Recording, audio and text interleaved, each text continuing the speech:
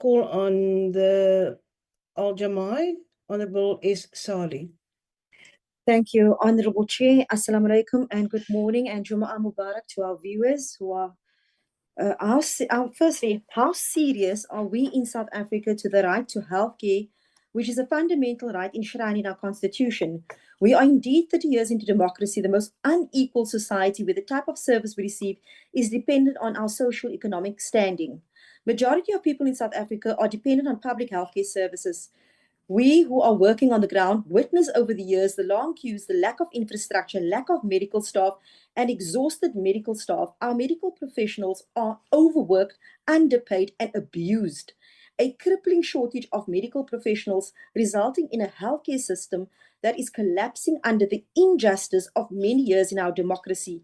Yet we have 2,000 qualified medical doctors alone without work and an estimate of 20,000 nurses.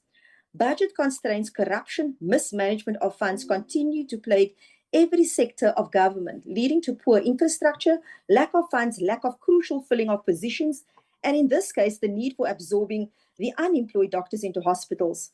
We have a growing population, yet no foreseeability in crucial sectors in need for more frontline staff. We know that private institutions have more resources than public hospitals.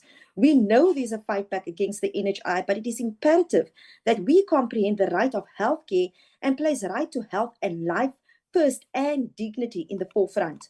As we sit here today, I personally know of doctors and nurses who have left and are leaving this country.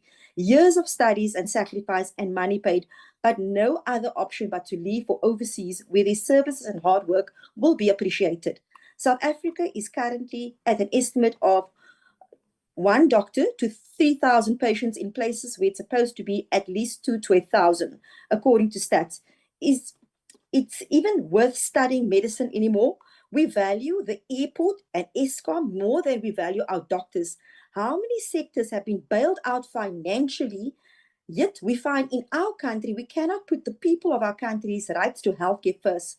We are incapable of valuing the health and life of others. We have a society with an increased love of gambling, and we even gamble with the lives of our most vulnerable people.